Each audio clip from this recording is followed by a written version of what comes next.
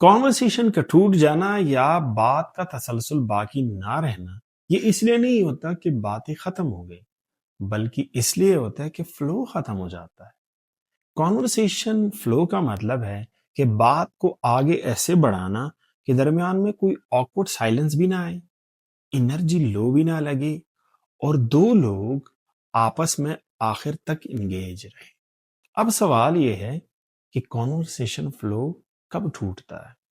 اس بارے میں ایک ریسرچ میں ہے کہ کانورسیشن تب بریک ہوتی ہے جب برین کو پروسیسنگ پریشر محسوس ہوتا ہے، یعنی کہ یا تو آپ زیادہ بول دیتے ہیں یا پھر بالکل چپ ہو جاتے ہیں۔ اس گیپ کو کمیونیکیشن سائیکالوجی میں انٹریکشن امبیلنس کہتے ہیں، اور اس انٹریکشن امبیلنس کو کنٹرول کرنے یا کم کرنے کے لیے کمیونیکیشن سائنس 3 میتھڈز بتاتی ہے۔ پہلا ہے ٹرن ٹیکنگ۔ ہر نیچرل کانورسیشن ایک ریدم کو فالو کرتی ہے، بولنا، سننا اور پھر بولنا۔ جب ایک شخص اس ریدم کو ڈومینیٹ کرتا ہے، فلو خود بخود ختم ہو جاتا ہے۔ اچھی کمیونیکیٹرز اس فلو کو نیچرلی سپیس دیتے ہیں۔ اور دوسرا ہے وربل بریجنگ۔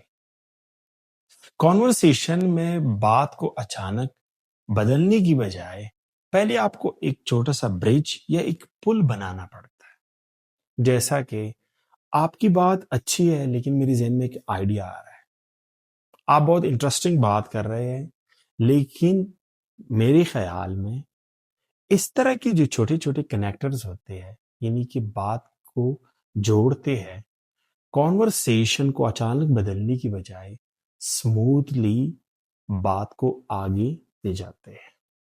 اور تیسرا ہے ریسپانس ڈیپتھ۔ یہ جو ون ورڈ ریپلائیز ہے، یہ کانورسیشن فلو کو توڑ دیتی ہے۔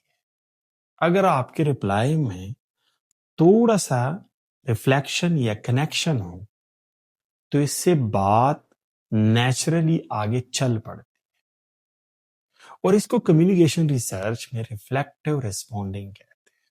ایک سائنٹیفک انسائٹ یہ بھی ہے کہ کانورسیشن میں سائلنس یعنی کہ خاموشی ہمیشہ غلط نہیں ہوتی، بلکہ اس طرح کی اسٹریٹجک پازز کانورسیشن کو اور میننگ فل یعنی کہ اور بامانی بنا دیتی ہے، کیونکہ خاموشی سوچنے کی صلاحیت کو ایک موقع فراہم کرتی ہے۔ یاد رکھیے، کانورسیشن ایک ڈانس کی طرح ہے۔